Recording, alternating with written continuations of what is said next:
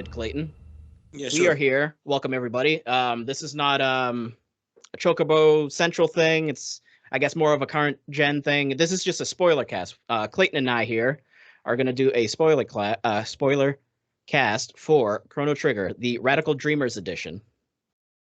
Yeah, we're going to discuss a lot of spoilers, so Yes. be prepared to hear a lot about Chrono Cross. It's one of the biggest games I ever played, and I'm Yeah. sure well done, yeah.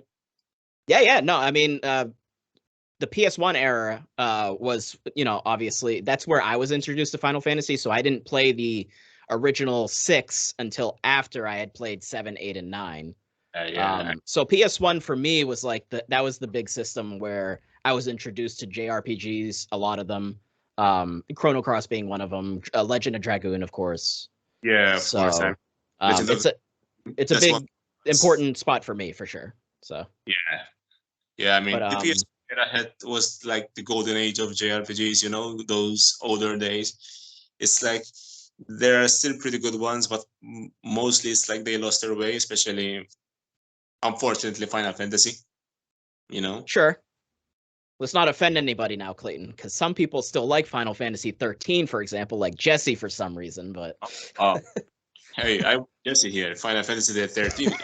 Good man. yes. Talking about. But so anybody watching, you know me, Dan. This is Clayton. Clayton's actually one of the original Chocobros, isn't that right, Clayton? We go back a few years, maybe. Yeah. I mean, So Clayton and I and Mark, nobody would know Mark that probably listens unless you're within our current gen Facebook group. But the three of us were like the Choco Bros. We love Final Fantasy, JRPGs. But I know Clayton is a big fan of Chrono Cross. You have brought it up over the years, even before the remaster was announced. So I wanted to have this conversation with you because obviously it's an important game to you, it seems. oh yeah, of course it was. It's like it had that Final Fantasy 7 impression on me. Mm-hmm. It's like on the same level with a difference that Final Fantasy 7 just came before Chrono Cross. So it has that bigger impact. It's like the first JRPG I ever played, and it was such a unique storyline, a journey, everything. The so actually so Chrono Cross originally, I actually have it right here, Clayton. Right there. Look at that. Oh, there it is. The original copy. Look at that. Not the greatest hits edition, original. Look at that. Yeah, it's very nice. Well, I mean, at least you have one because mine is digital. So I can't here, You don't have the original PS1 copy, or? Oh no. Most of the games, unfortunately, I lost them. Was going up between moving out, even lending some.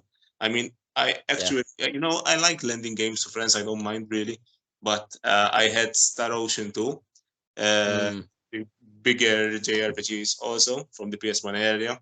Yeah, I lent it to a friend. This friend, for some reasons, lent it to one of our friends, and they end up to this day blaming each other who has the game because it got lost.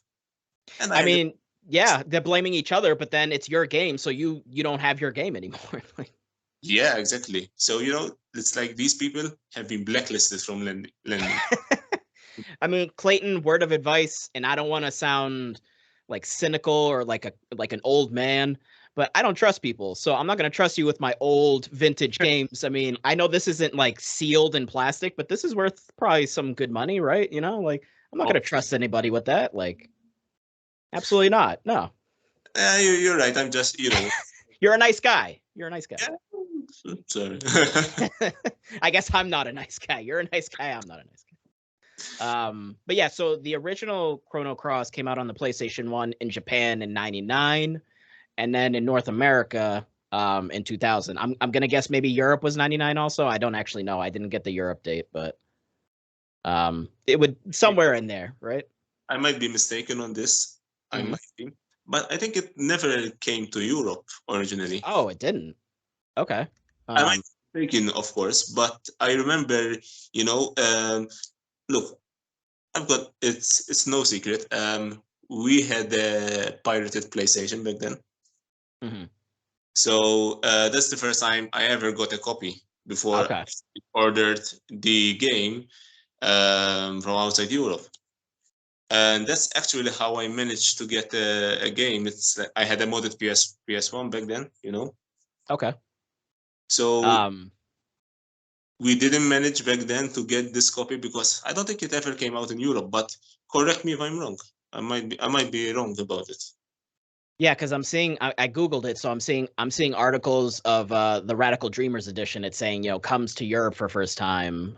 It says although the trademark Chrono Cross was registered in the European Union, the game was not released in Europe. So yeah. I didn't know that. I didn't know that it was not released. So that's kind of a bummer. It sucked. Oh yeah, it sucked. It sucked. But you managed to get a copy though. So. Oh yeah, I mean, back then we weren't using the PlayStation in the most legal ways, I mean, listen, that's their fault for not selling. You would have bought in the game. They would have got your money. So, of course. It would have been worth it, Yeah, it's not like there was voiced dialogue. It was all text. Like you guys couldn't figure that out. Like, come on. Yeah, I mean, eventually when eBay came along, we did get it from there.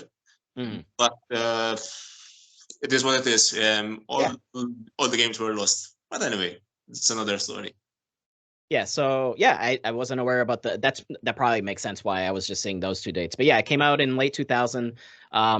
I know I was looking at some sales numbers. They weren't like amazing. I think it was under 1 million for both territories, but I mean, factoring in that it was towards the end of the PlayStation 1's life cycle, right? Yeah, exactly. That's the reason why they discontinued in the interest for Chrono, because Chrono Cross doesn't actually sell well. It's a bummer because they really had it going on, Yeah, I mean, it's tricky when you release something like that, like because the PS2 came out in the States, I think, was it 2000 or 2001? I think 2000, if I'm not mistaken. Check 2000. Yeah, I think it was 2000. So it's like right when you're kind of in the middle of there going to a new machine, it's tricky for some of these games on the older machine. Although PS2 was backwards compatible, so I don't know. Yeah. I don't know why it didn't sell well, but I guess it was unlucky, Yeah, but I mean, take it from Days Gone, it's like it took a few years until it suddenly became popular because it didn't sell that much, I guess, back then. Yeah, I mean, with that, yeah, it was. I think with that, it was just more like the reviews kind of bashed it a little bit because it needed some like updates and stuff. Yeah, actually, that's the reason. You make a valid point there. Yeah, but I think the consensus with a lot of the reviews with Chrono Cross was that it was good.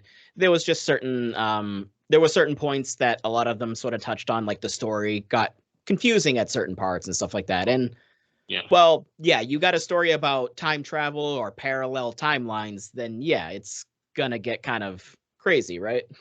Yeah, no, for sure.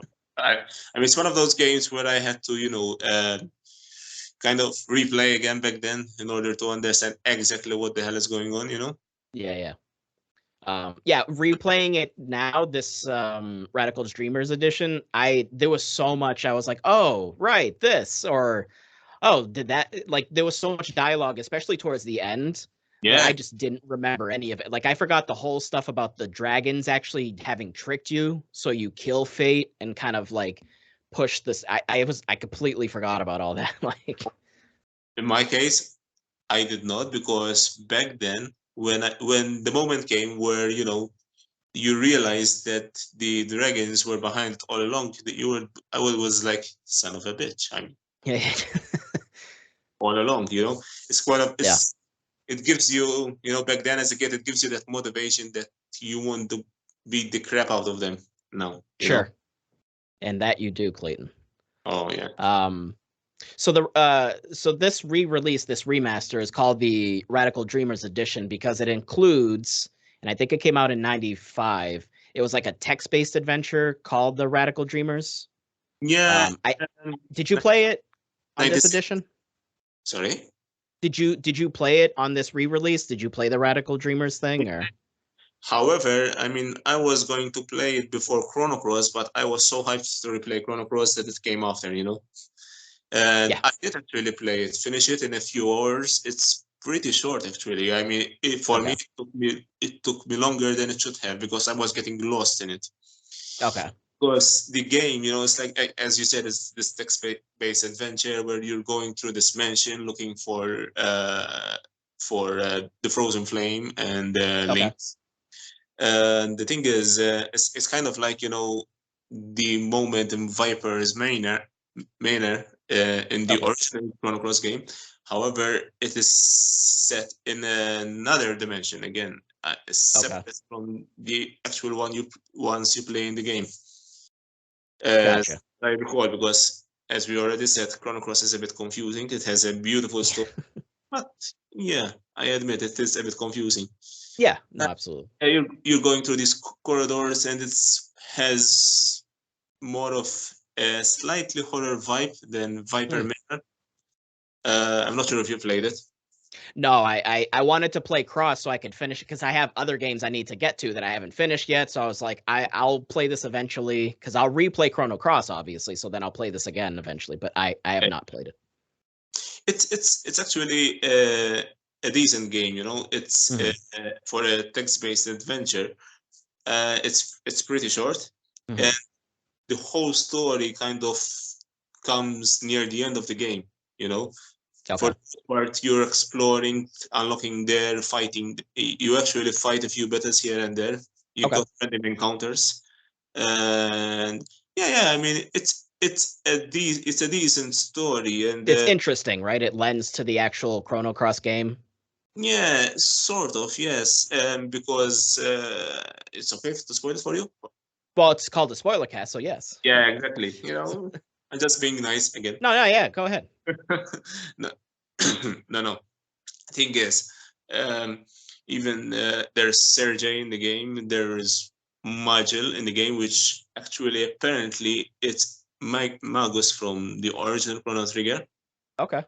Apparently. And Sergei, who is different from the actual Chrono Cross game, and there's also Lynx, who by appearance is also different from the actual Chrono Cross game. So it's actually, from my understanding, how things go through with Sergeant Kid nearly dying, the frozen flame gets stolen.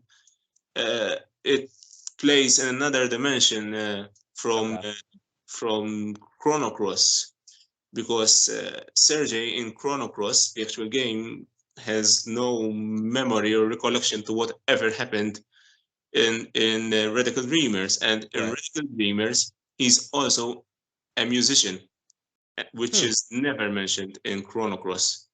Sure.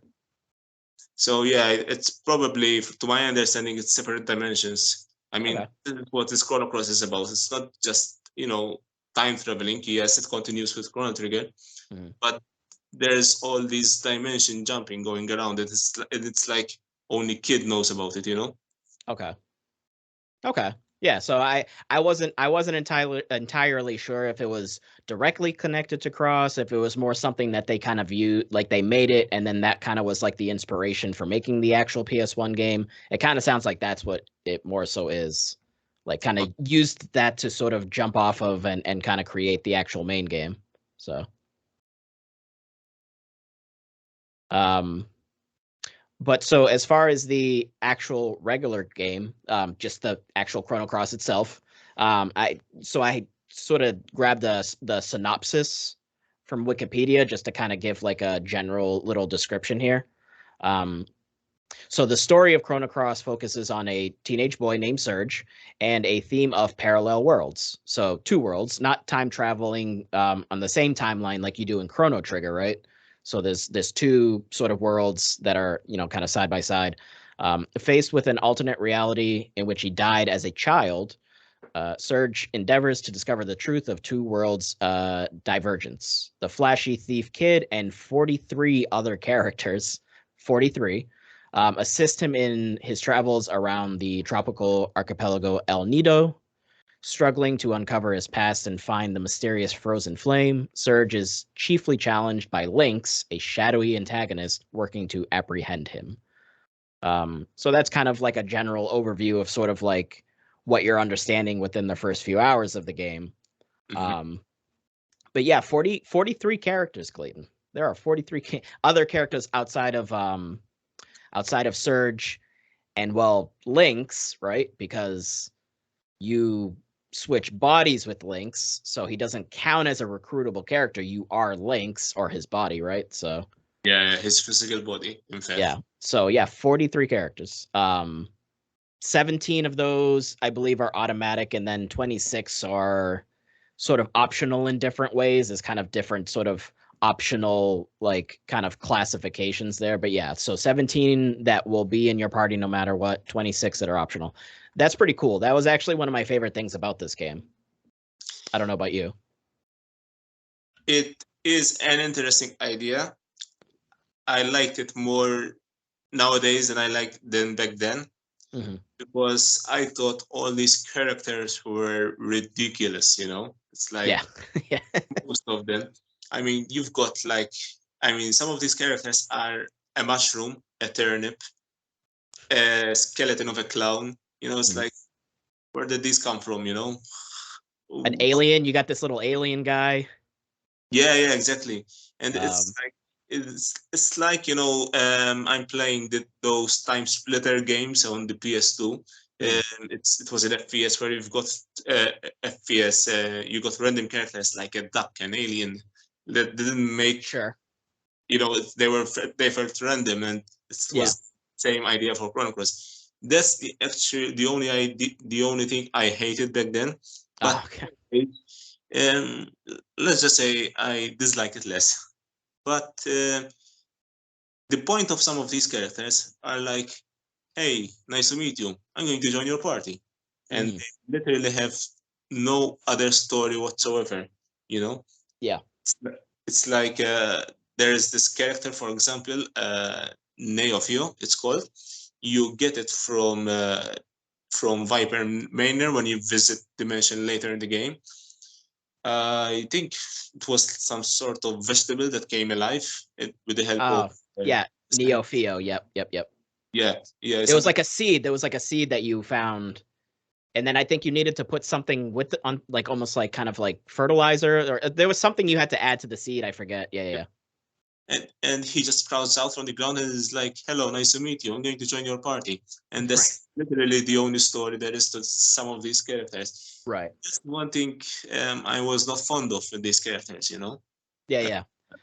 That was something actually that I was noticing also in the reviews back then. That was one of the gripes that they had, was like, there's not a lot of character development with most of the characters. Or really like the story is more about the world and kind of the events that are happening within the world with these characters, but it's less about learning who they are, right? Like you don't really actually know too much about Surge except for like just some of the stuff that happens to him, right? He gets poisoned, and then his dad and his friend Miguel take him on a boat through a storm. They end up in Chronopolis. Like, you're kind of just learning about these events that are happening, but you're not really so much learning about who they are. There isn't that kind of development, you know? And I'm just going to add one other thing. Sergei is a silent protagonist, so it doesn't really help much at all as well. Right. Yeah. Well, there's that too, right? Yeah, exactly. You're kind of just more learning. Yeah, I mean, you're more learning about some, like Kid has a lot of stuff that kind of is going on there. Kid actually has one of the, in my opinion, one of the best character developments in JRPGs. Because when you meet her for the first time, you see her kind of like this eccentric. Yeah. Yeah, a thief who just wants to steal something from Dimension. She wants to kick you to the moon, right? Yeah, kick your ass to the moon. Yeah, exactly. Kick your ass to the moon. Yeah. But the more you play the game, up until near the end, when you go into her consciousness when she's in a coma, and you see the past, which is in the after events of Chrono Trigger, you see what her actual life was, you know, like who she was, what she is, and the fact that she's actually Shala from Chrono Trigger, you know, in a way. Yeah, she's she's like almost like kind of like a piece of Shala's entity ripped off, like a clone, right? They call it a clone. It's like a piece of her, like kind of separates and creates this other person. Which Shala had merged with Lavos. Yes, exactly. Because apparently, Shala, when she merged with Lavos, she was falling into despair, into nothingness. So it's like she released this part of herself, you know. Yep. So that part can continue to live on in the world and maybe give hope to defeat Lavos sometime in the future. You know, which is interesting because she ends up finding Surge. Surge is the reason why Shala doesn't fully get consumed by Lavos, right? They mentioned something about her hearing him cry when he's poisoned. In which case, then it's like she called out back to him. You know. Yeah. Yeah. You know, thinking about it makes it confirm what an amazing story it was. You know. The animation that came out for that game is like not many games have that nowadays. You know, it's like if I can mention another game, currently I'm playing Final Fantasy 12. Okay. Which is amazing, but I appreciate how political it is. But it's like I miss those JRPGs where they had these extravagance of imagination, you know, about in this case like parallel dimensions, an entity from outside their planet that is devouring life throughout the years, you know, throughout the millennia. You know, it's like it had a fantastic story going on. It's why I was disappointed they never continued it. Yeah, I mean it's yeah, you look at some of those older JRPGs and it's like story-wise they would take like these kind of weird sort of out there chances, you know? It's like, "Oh, this is really out there. This is really weird." But and I mean, I think it can be tricky, right? Because then people complain about it being too complicated and not being able to follow it. But I think it's more okay to have it be like maybe confusing and you can kind of have a conversation about it, as opposed to Final Fantasy 15, which is confusing because there's information that's just missing entirely. So. And that's the thing. It's Final Fantasy 15 had that, and if you recall, Final Fantasy 13 had the lore hidden in literally dialogue hidden in some items or something. You know, it's like the story is being told in a separate dialogue in items and not with the actual story going on. Right. Mind you, Final Fantasy 13 as a plot has an amazing story. It's just you have to find it. The execution was poor as hell. Yes. It was a disaster, you know. Man, now we're insulting Jesse twice. Jesse, if you're watching this, I mean, sorry, but you know, he loves Final Fantasy 13, so. Oh yeah, I mean, again, I like it myself, but oh yeah, it's a heavily flawed game, you know. Yeah. All games are flawed, Clayton. They're all flawed. Let's not pretend like some games are perfect and have no flaws. I mean, I guess we can say that Final Fantasy VII is pretty flawed as well.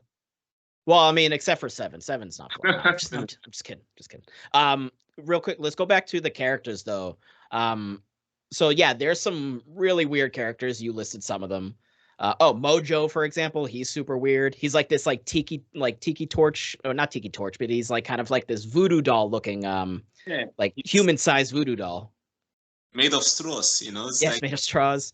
You have this little dog, Poshel, that's just like this just big fluffy dumb dog that I hate the way that his dialogue is written. He's just like, are you even talking correctly? I mean, he's a dog, but thank you.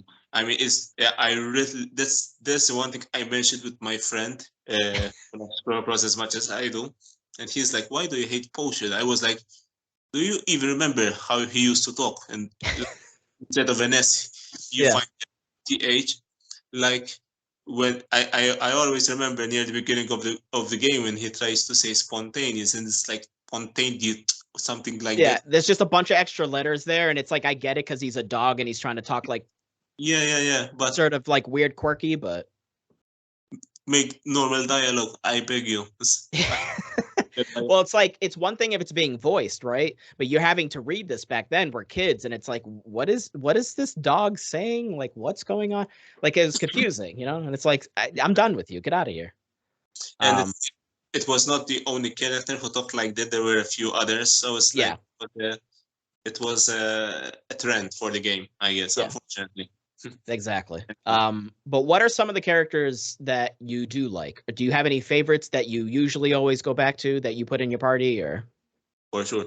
It's like if I can say my top 5, it's Sergey, even though he's a silent protagonist, but I always liked him. Kid. Of course. Glenn. Yes, of course. Apparently he's the strongest character, supposedly. So. Oh yeah, he's one of the best for sure. Yeah. But along with Glenn, there was also Fargo, the pirate. He's a strong swordsman. Yep. And if I were to choose a 5th one, I think I guess I always base it upon strength. You know, it's Grobik, the robot from Viper Manor, the cyborg. Oh yes, okay, yeah, he's pretty cool. He looks like he's like an assassin. His like lower half of his face looks almost like there's like a bandana, but it's like painted onto his face. Yeah, because he's a cyborg. So yeah, he's pretty cool. I would switch around with some of them. So Harley is one that you get automatically, because when you turn into Lynx, then now Harley is kind of going with you on this journey alongside you. I think Harley's actually pretty cool. Yeah, it's like she's more like following the physical body of Lynx rather than the actual character who was inside Lynx, you know? Yeah, but she does seem to care about him as the story's going. Like, she seems sad when she has to leave in that moment when the dragons come together. Exactly. It's like she has to go even if she doesn't want to. I mean, she has to be there to merge. Which, side note, completely forgot she was one of the entities that's part of the dragon when it fuses together. I completely forgot about that. Yeah, that's I remember most of the game, but I completely forgot that she was like the 7th dragon, if I'm not mistaken. Yeah, completely forgot. That was like completely new again to me, you know? I was like, what? I forgot that completely. You know, yeah, because I don't know if they actually explain why she looks the way that she does. They might, but maybe not. I don't remember. I don't remember actually. How did she take that form? I guess she's not human. I guess she's still a demi-human. Right. And the thing is, I think she is a demi-human because, you know, there's one of the trophies states that you need to get like 15 frames from the game. I didn't get that one, but okay. You have to visit Marbule with 3 demi-humans in your party in order to get that frame. Okay. And if I recall, when I did that, I had Harley in my party. I guess she's considered as a non-human. I mean, she's definitely not human at all, because I mean, again, she is a dragon, or like the entity of a dragon that, you know, again, needs to fuse with the other ones in order to create the dragon god. So but I like Orla. Orla kind of gives me Tifa vibes a little bit, because she's, you know, she fights with her fists, and she kind of just has like sort of like that like fighting stance. I actually never used Orla, so I don't even know how she fought, except from the battle you have with her. Yeah. She fights with her fists, so it kind of gives me a little bit of Tifa vibes. Yeah, fair enough. Stena, or Stena, I don't know if it's she's the one that's at that dragon shrine from Galdolf. Yes. She's kind of cool because she like basically has this sort of like almost like a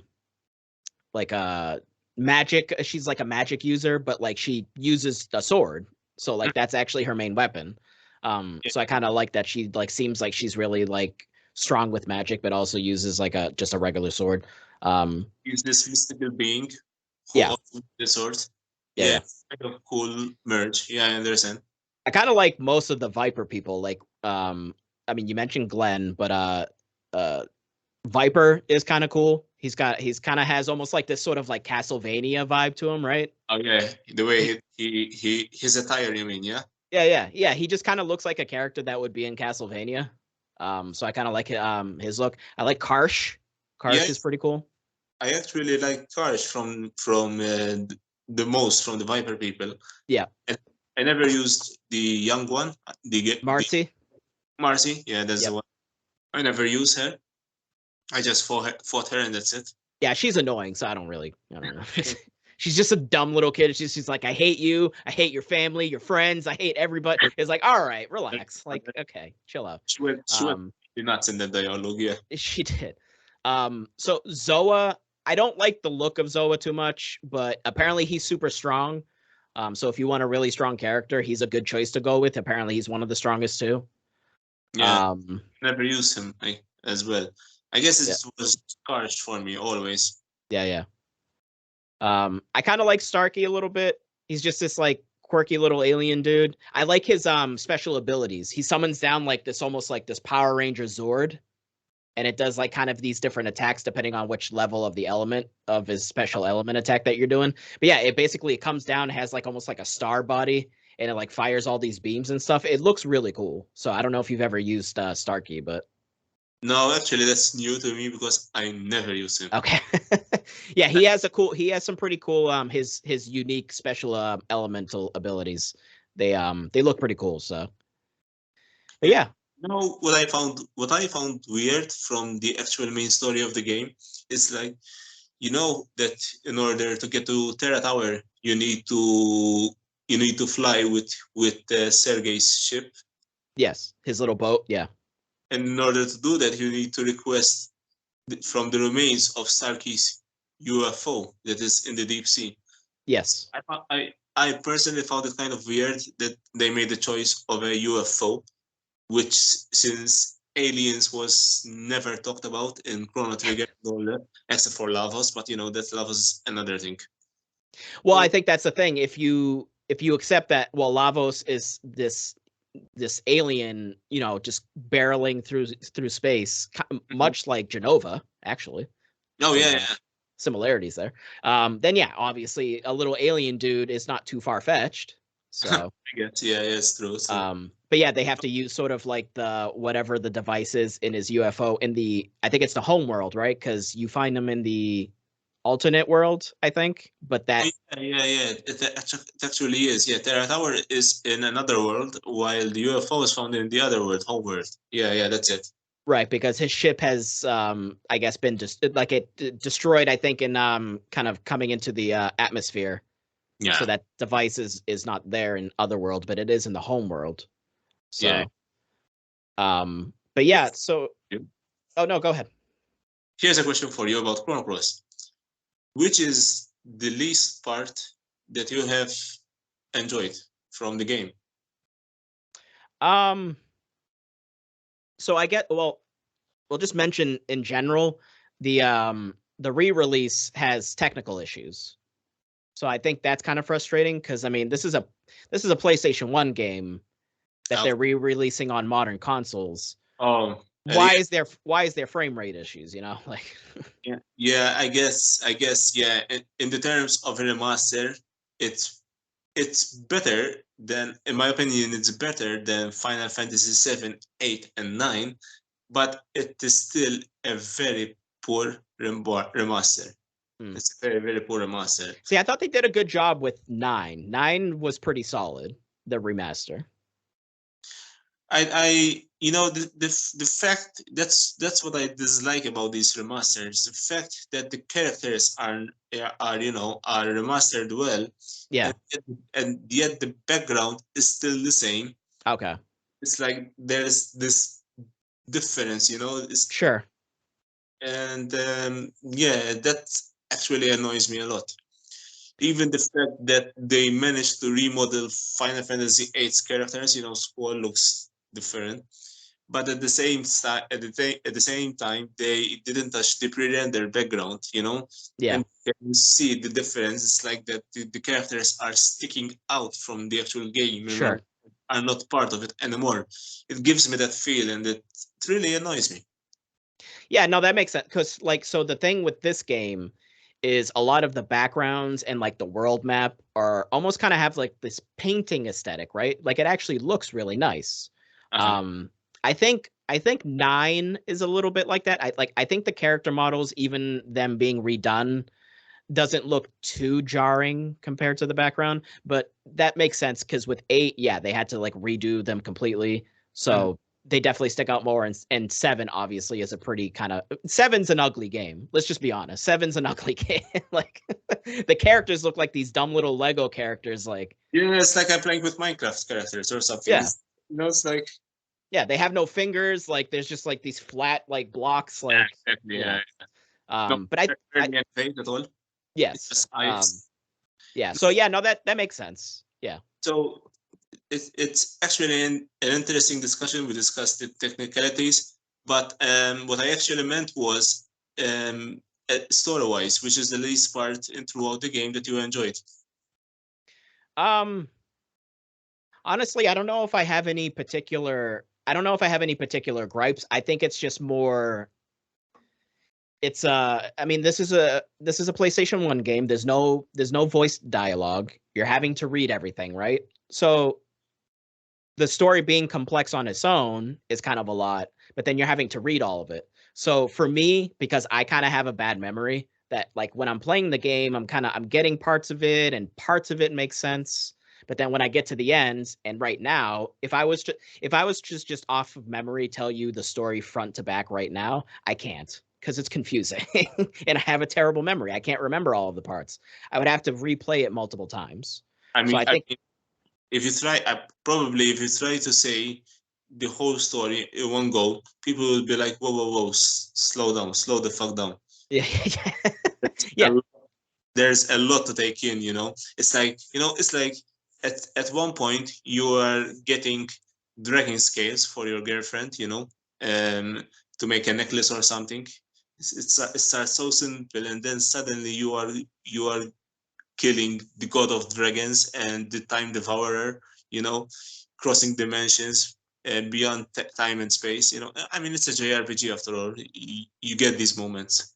Yeah, I mean, and usually with JRPGs, things get really crazy at the very end, right? The last like 10, 15 hours are like the most crazy because it's like you're just getting all of like you're getting all the twists and like things are here's the reason why this thing is happening, and it's like a lot of that gets dumped on you at the end. So it's a lot of information to take in, right? Yeah, exactly. In my case, I think with regards to Chrono Cross, the least part that I actually enjoyed, I mean, it's not like I do not enjoy, but it's like that part of the game when I'm like, I can't wait to just get over with it, this part of the game. Mm-hmm. It's probably the part where when Nikki and the gang, they are playing that music. Yeah. You have that like that musical that they're doing. Yeah. And then you have to beat each spirit monster from Marby in order to wake up the dragon. And I always find that part tedious because I'm going to one monster, you beat it up. I'm going to the next monster, you beat it up. You go to the next monster, you beat it up. So yeah, I mean, it goes on for minutes, upon minutes, and then eventually I started to find it tedious. And it's like that's part of the game where I'm like, oh god, this again. Well, there's like upwards of like 8, maybe 10 of them that you have to fight. Oh, more, I think. Or I mean, like the ones the character models on screen, they're like around 8 of them. But then when you go into the fight, you're actually fighting like 2 or 3 of these guys. Yeah, exactly. So it takes a while. I think that actually happens a couple times. Is that moment, and then I swear there's another moment that's similar to that where they just keep throwing enemies at you. I can't remember what it is, but yeah, they do that a couple of times, I think. Yeah, no, it evidently became tedious for me, and then like it became that part of the game where I'm like, oh, this moment again. I can't wait to get rid of it. Yeah. I mean, actually, so I can think of one thing. So games, as they've gone, as we've gone through the years, and games are they're better about telling you whether they're telling you directly, like being very obvious, or sort of through kind of like clues, or kind of like just the way that they're telling the story, and kind of just doing it in smart ways. This game, there are moments in this game where I had to look up, where am I going next? Because I feel like I've searched every area that I'm allowed to go to, but nothing is happening. Nothing's pushing forward. So for example, there's one part, what was it? I think it's when you switch bodies, when Link switch bodies with you, and you end up back on Homeworld, right? So you end up going back to Homeworld, or maybe not. I don't remember. Whatever. There's a part where you basically need to get a boat, and I couldn't for the life of me figure out where am I supposed to get a boat, because I need to go to the Water Dragon Island. And I didn't have a boat because now I switched bodies. I'm Lynx now. I'm not Surge, who's friends with what's his face? Korcha. Oh yeah. So I don't have access to my boat. So you have to talk to the fishermen in the village there, that first village. Why can't I remember the name of it? Yeah, Arnie Village. Yes, thank you. There's a fisherman that's next to Lena, and you have to talk to him, and he ferries you over to the Water Dragon Island. And it's like, I wouldn't have thought to talk to this random old man just sitting there fishing. Like, I wouldn't have thought to do that. Yeah, it's like literally no one told you that you need to talk to that fisherman. There was nothing guiding me in thinking that's what I needed to do. No, it's true. I mean, I had a similar problem.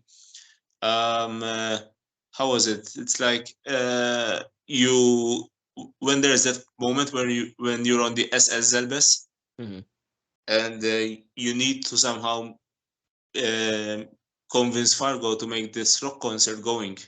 Yep. And no one tells you that you need to obtain that mermaid, and she needs to come to talk to him.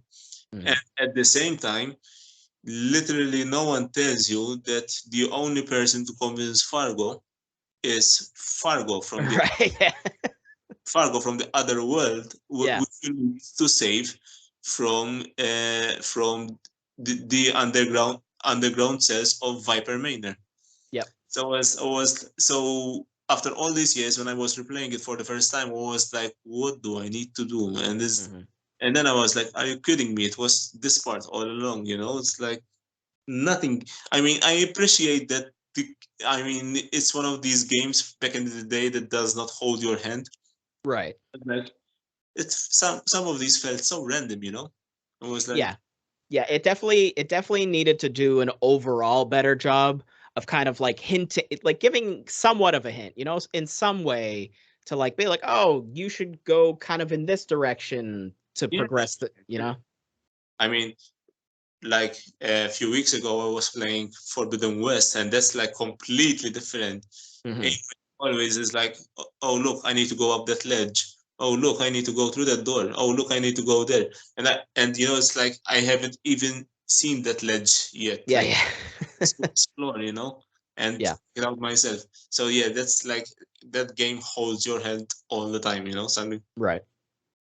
Yeah. It's a tricky balance for sure. And again, this is an older game, so obviously things are different now, and sometimes it's like you said with Forbidden West, it's like complete opposite direction, right? They're holding your hand almost too much. So yeah, exactly. Striking that balance can be hard, but it's definitely something that for me, there were moments where I was like, all right, I'm just gonna look this up, because I'm not gonna spend an extra like 5 to 10 hours being confused because I'm too proud to look up a guide, you know, like I'm not doing that. I'm not wasting my time. So a few things that I appreciated from Chrono Cross, actually, even nowadays, upon replaying it, is the fact that one, there are no random encounters. You just come across monsters in the areas, not even the world map, throughout the like Chrono Trigger throughout the areas. That's one thing. And the fact that, like, for example, I am playing again Final Fantasy 12 now, right nowadays, and I noticed that some of those areas are either have no story, like you're just crossing through. They have literally no story, and at the same time they are too large. So it's like Chrono Cross has it the other way around. The areas are, yes, okay, fair enough. You've got how do you say? You've got fade in, fade out to other areas of the dungeon. You know, like Sure. from one pre-rendered background to the other. But yeah, I mean, the dungeons aren't necessarily long until it comes to maybe Terra Tower. Terra Tower, yeah.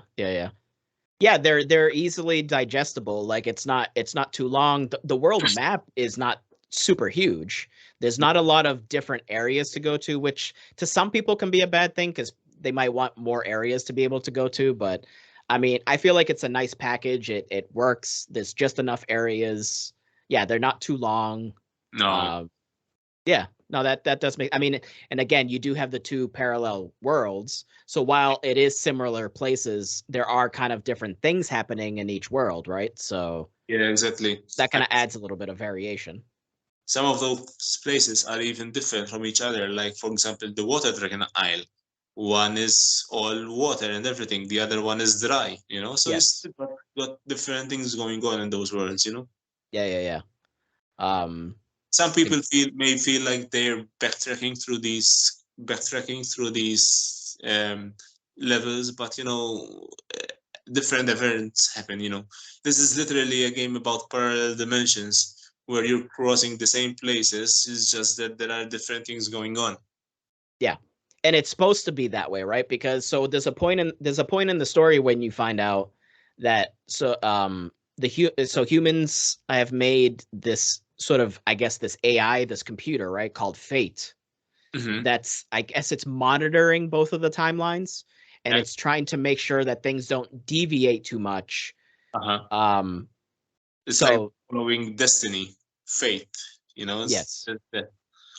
What actually got me a bit confusing is because apparently Link's is fate. It's just fate that takes a physical manifestation in order to search for Kid for the frozen flame and Right. Sergei, who happens to be the Chrono Trigger. Right, and Lynx is Surge's dad, right? Was it Wazuki? Is his name? Exactly. That's another thing. That's a part of the story where this is why things get weird and it's hard to explain, right? yeah, exactly. And the part where I mean, okay, you get to learn that fate is Lynx when you actually meet the fate computer, Chronopolis. But you learn that Lynx is actually Serge's father at the very end of the game when there are those ghost children on the beach that resemble Chrono Marl.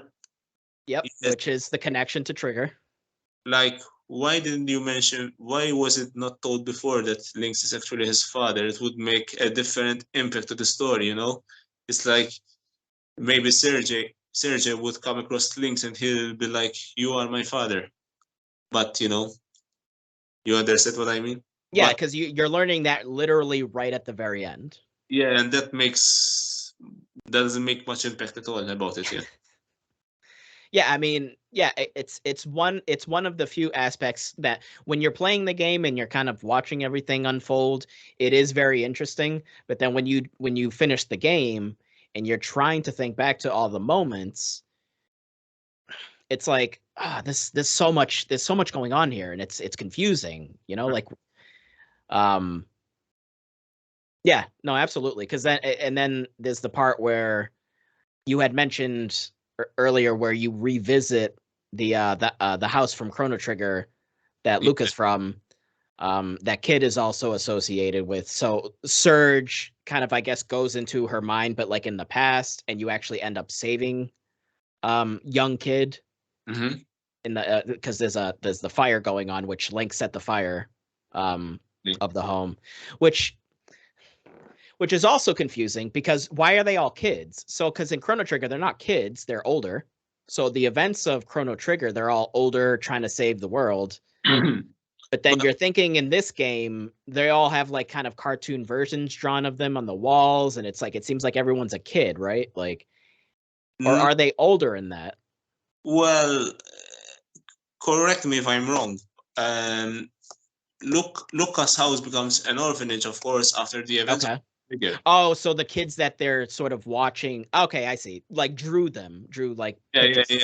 Okay, gotcha. I mean, I remember at the Chrono Trigger's PlayStation 1 ending, you know, when the ending became an anime. Yeah. One, there's this scene at the very end where you see Luca finding a baby in the middle of the bushes. She picks it up and she walks away. And that baby, a blonde baby. Yeah, it's actually a kid. Right. Yes. It's very interesting.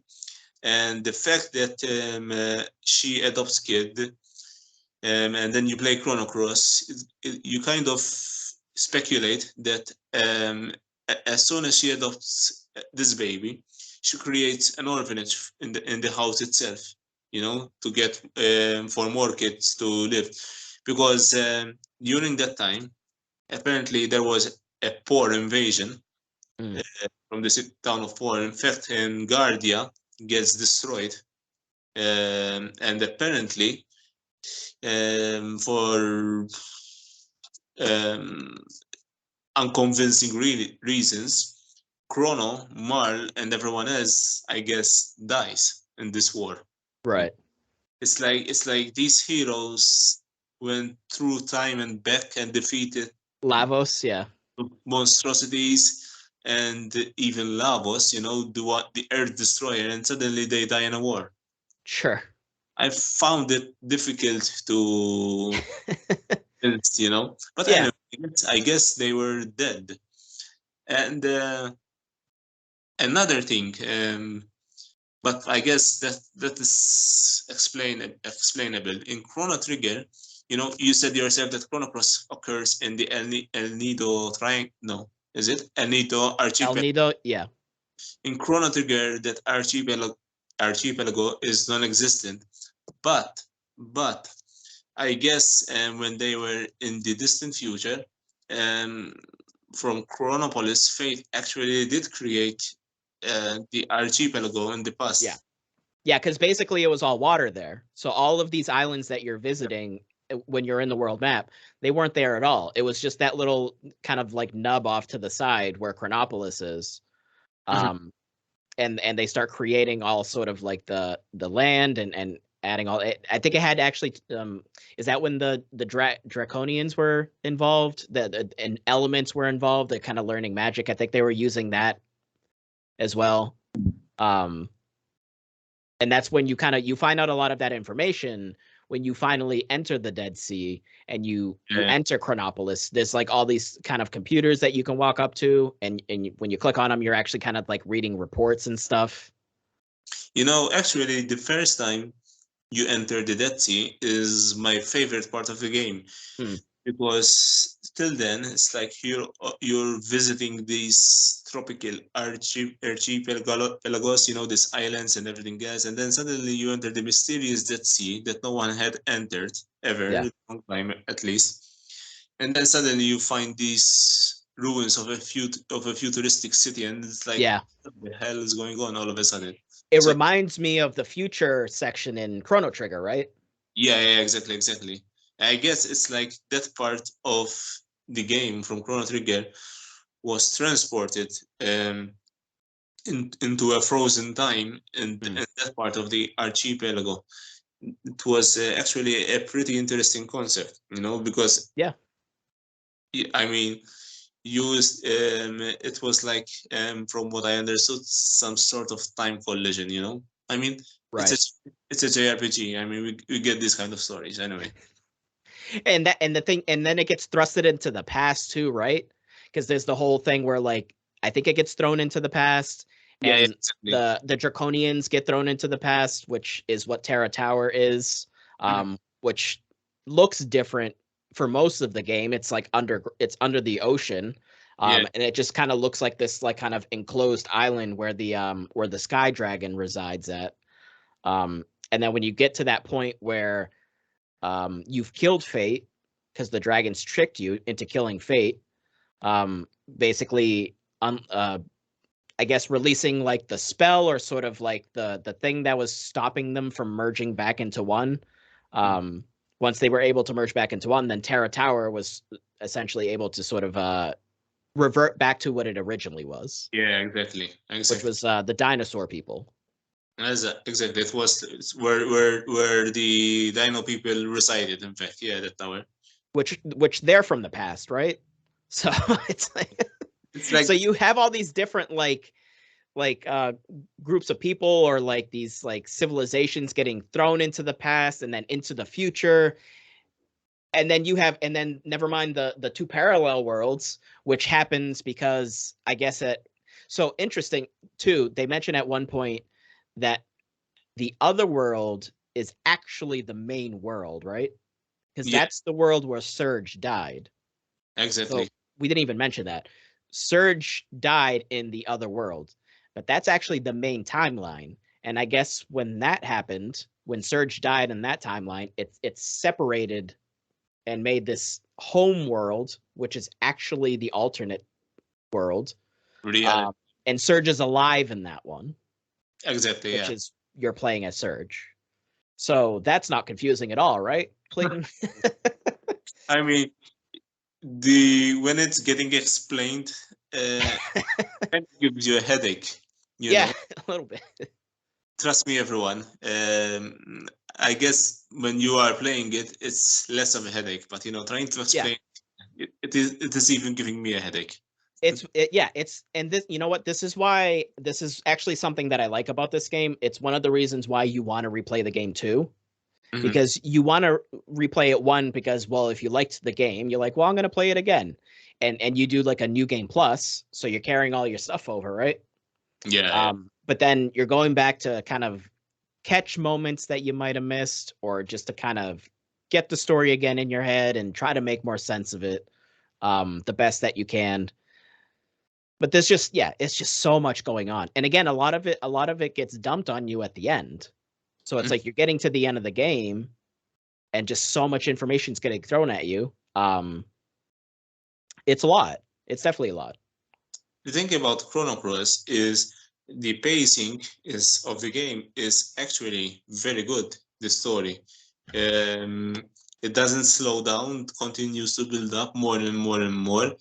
The problem is at the very end, as we told with the ghost children, a lot of stories suddenly dumped in just one conversation, And it's Chrono, Luca, and Marley, but they look like kids. They look like ghost kids. So it's like, and that's why I was confused. I was like, so when Lynx burned down the orphanage, were they kids? Like, did he go back in time? That's why it's confusing, right? Because it's like, why is the ghost versions of them look like kids? I have literally no explanation. So that's why it's a little confusing, right? Because in my head, I was thinking orphanage, this Lynx guy went back in time when these characters were kids. But I guess when you think back to Chrono Trigger, they didn't actually know each other as kids, right? So that wouldn't make sense. No, exactly. So it's like maybe Chrono and Luca, but definitely not Marl. Yeah. So yeah, it's crazy. It's an interesting question that we might research about, because I have no idea why they were kids. Yeah. There's a lot of interesting questions to ask. So at one point in the story, so when you switch bodies with Lynx, there's a piece of the frozen flame, right? Is it the frozen flame? Yeah. Or no, it's the something tier. No, the dragon tier. The dragon tier. Thank you.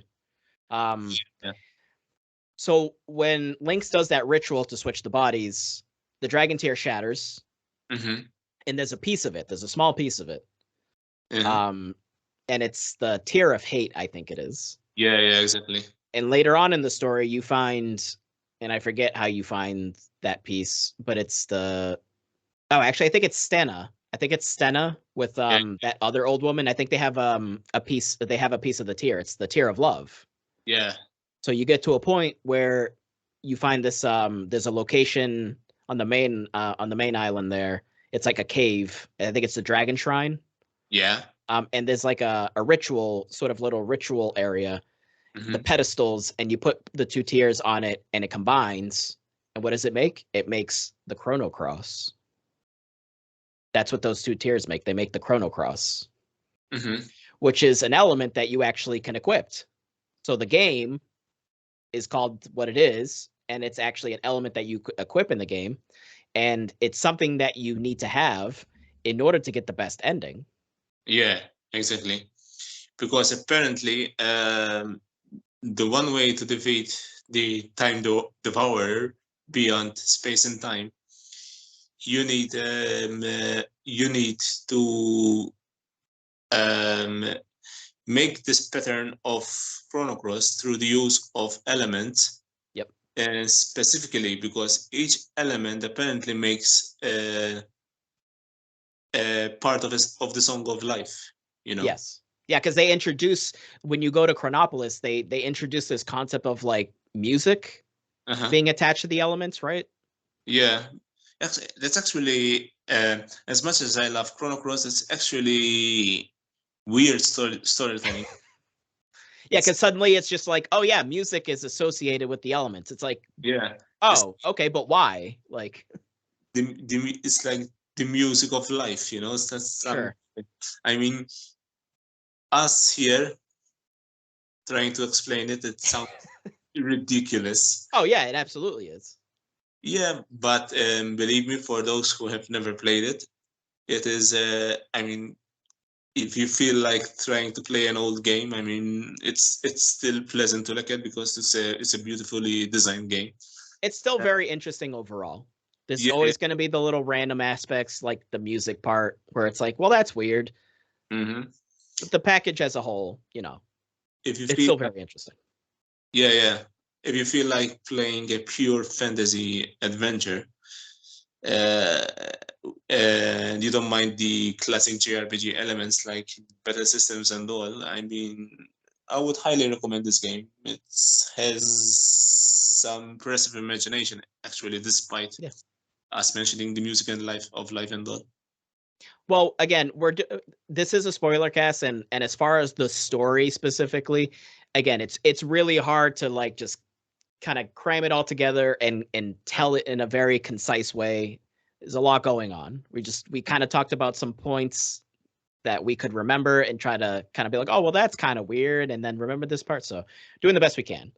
But yeah, like I said, when you do beat the Devourer of Time, which is, like you said, Shala and Lavos kind of fused together, and you use the elements in a certain order, and then you finish it off with Chrono Cross. You cast that, you beat the game, and you get the best ending.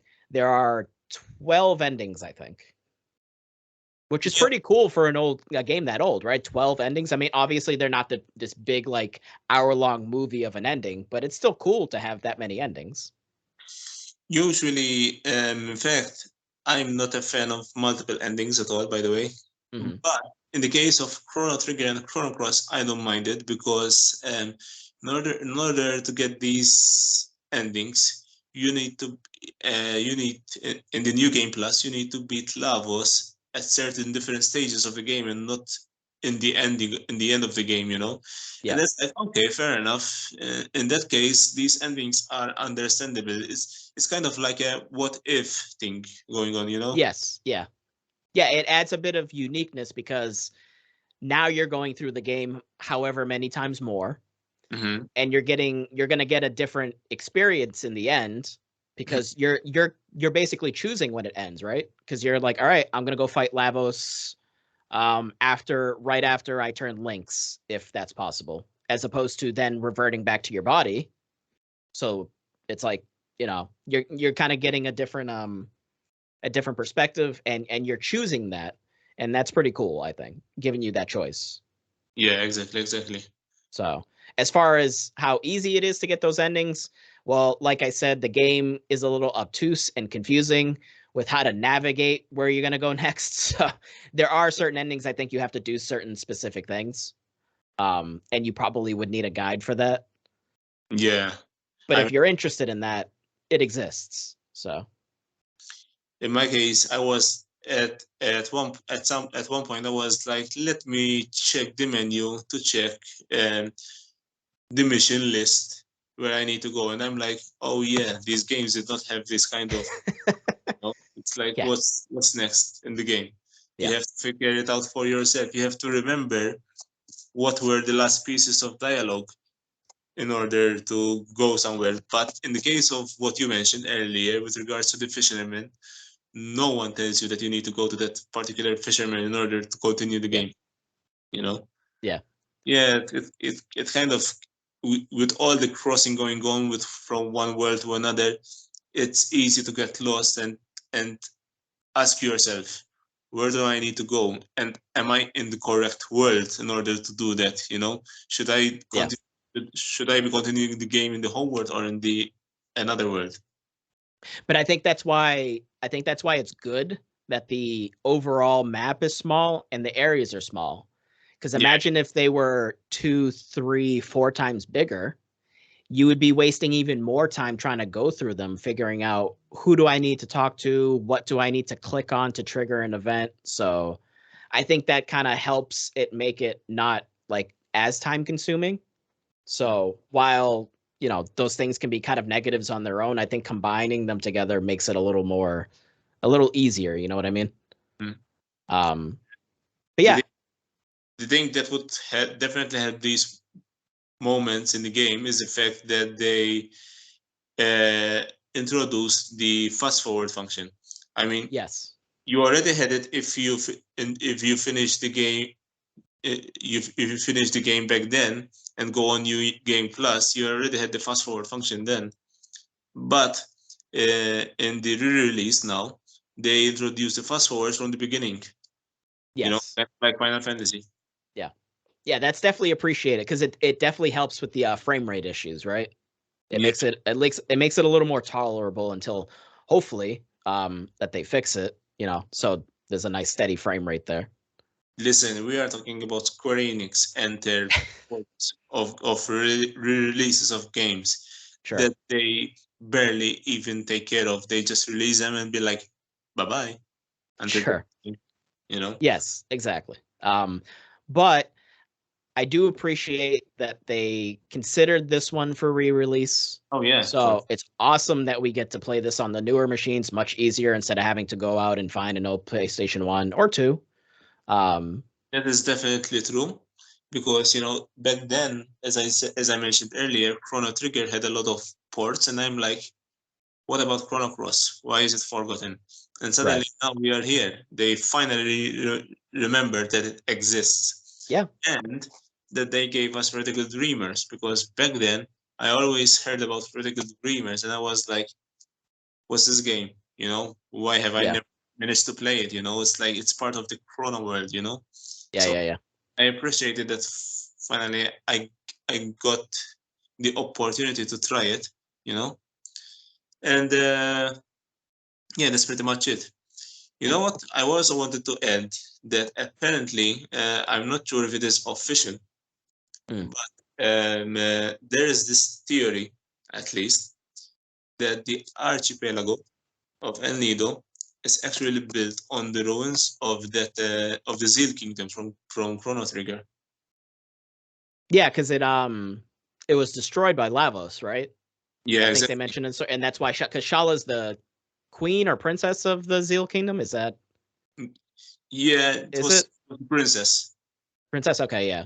Yeah, because she was connected to the Zeal Kingdom. Yeah, so like basically when they tried to destroy Lavos to get rid of Lavos, well, he destroyed the kingdom. So exactly. So I guess the archipelago is made upon that kingdom, as far as I know.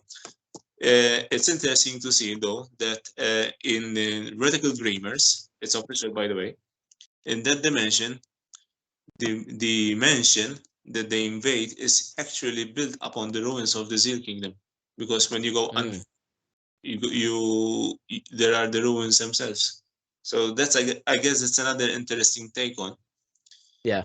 That it doesn't connect well, because despite having different dimensions, in one game the ruins are under this mansion, whereas in the other game, Chrono Cross, if it's actually true, it's below the whole archipelago, you know? Yeah. Well, that's actually so we can kind of close up here. That's actually good that you're mentioning that, because so I don't know, because you said you did play both. Did you get the there's extra dialogue at the end of Chrono Cross if you played Radical Dreamers and then Chrono Cross? Did you get that extra dialogue, or The one that they added recently, yeah, with the re-release. Yeah, where people are kind of theorizing and like they're like, oh, is this like a tease like of what could lead into another game? Like, I don't even know if you got that dialogue. I actually skipped on that. I think Oh, did you?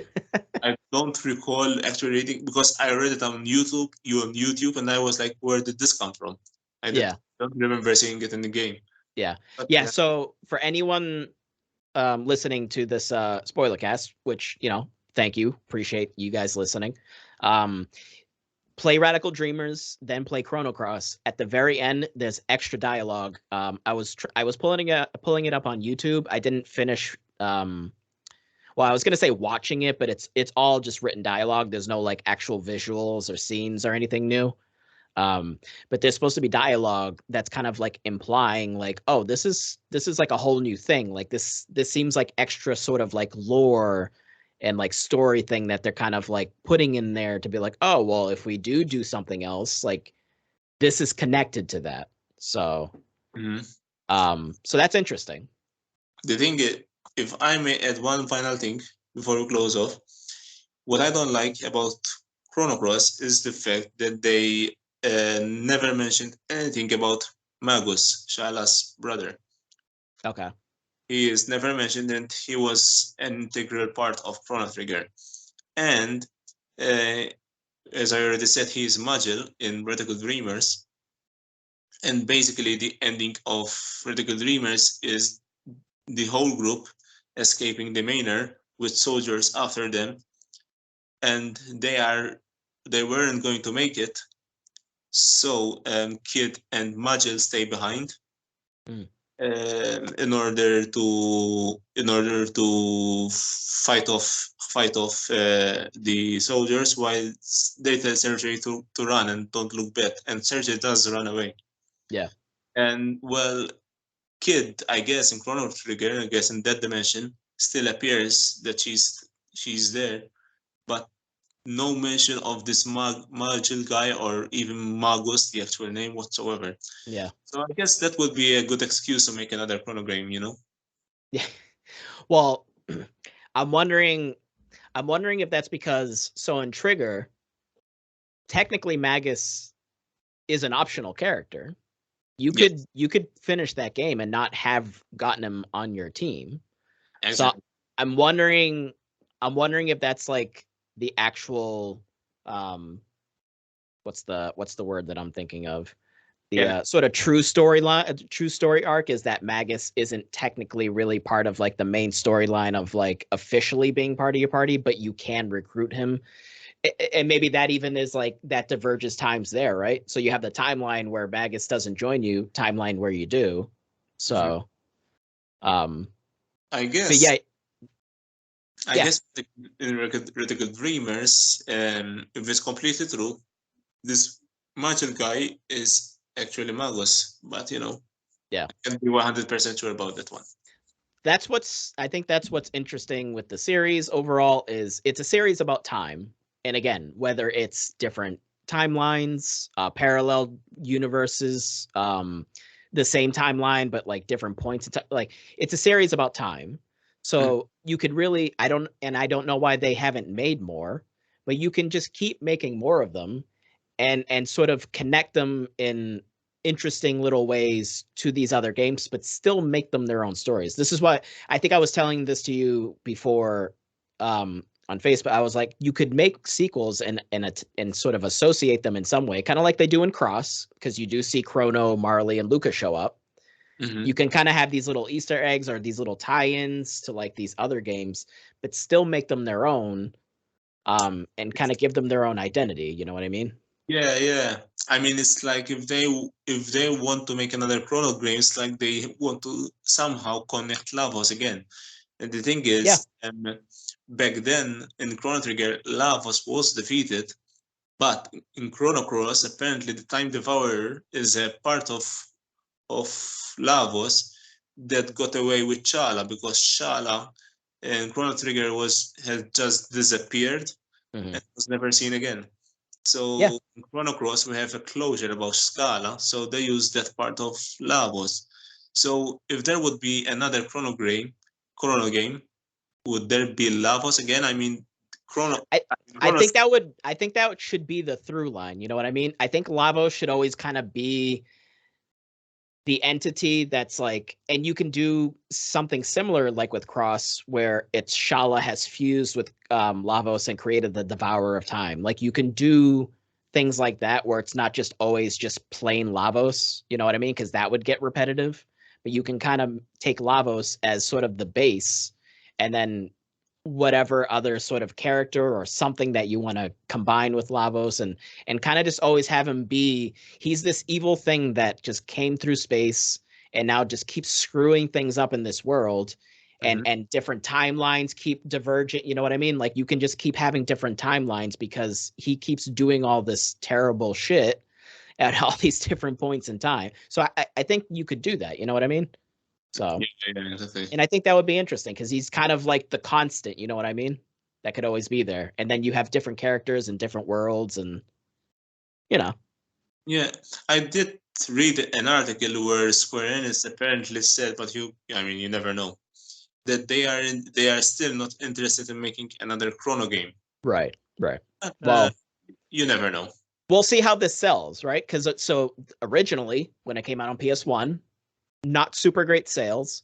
But now you have it on it's on Switch, it's on PS, PS4, PS5, X, it's on PC, it's on everything now. Yeah, it's everywhere all of a sudden. So if it sells really well, because that's usually what makes these companies be like, oh, well, we'll make a seat, you know what I mean? So hopefully this sells well, and it kind of puts that in their head of like, oh, maybe people do want more of these games. So that's the hope for the future. Yeah, Clayton. I mean, I've been hoping for over 20 years, but it's never too late. Yeah. We hopefully live in a timeline, not the parallel timeline. We live on the timeline where we do get sequels to Chrono Trigger Cross. I hope we do live in a timeline where we manage to see FF7 Remake Part 2. Well, it's going to happen, all right? Don't be that guy. Don't be that guy. Oh, we'll see it in 2037. No, don't be that guy. It's going to happen. We're fine. Everything's fine. We are supposed to see that game this year, apparently. Yeah, I mean, news. We'll see, because I mean, they still have to show. Obviously, I'm sure you saw the art. Everyone's saying today that Yoshida confirmed that 16 is in basically the final stages. So yes. I do believe. I mean, there was rumors that 16 might come out this September. It's a possibility, especially since he confirmed that it's in its final stages. Yeah. But you never know. It would be interesting. My only gripe is that in September I won't be in Malta, and if the game comes out, I won't be in Malta. I'm going to flip. Well, you know what? I'll tell you all about it, Clayton. I'll tell you how good it is. Oh yeah, so kind of you. I'm a very nice guy. You know what? That old man thing, none of that. I'm a nice guy. So. But yeah, Clayton, thank you for joining me. This was fun. Again, I'm sorry to anyone that was coming into this thinking we were going to break down the story in this super. It's a very confusing story. We talked about points that we could remember that made sense to us. It's a very complex game. Please play the game. It's a great game. If you love that generation of RPGs, you played all the classic 7, 8, and 9. Maybe you even played Legend of Dragoon. But for some reason, you skipped Chrono Cross. Don't skip it this time. Please play this game. It has a very deep storyline. I mean, it starts off about, parallel dimension, but it actually gets deep in about life, about the creation of humanity. It's a very how humans are destroying things and destroying nature, and it becomes environmental all of a sudden. Yeah.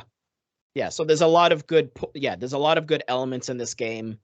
And if you just set aside your cynicism a little bit of like stories getting too confusing and just kind of appreciate it and maybe even play it a second time to get more of the story that makes sense, So I mean, forget the music of life. Forget that part.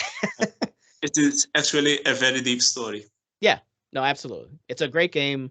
Please give it a shot.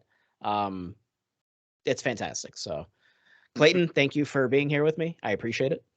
Thank you, Daniel. It was fun speaking about this game. Yeah. Simplest JRPG of all time for me. Yeah. Thank you for staying up late. I know it's 5 hours ahead there, so thank you for staying up. It was worth it for sure. Yeah, absolutely. All right. Well, thank you everyone for watching, and I appreciate it. Have a good night.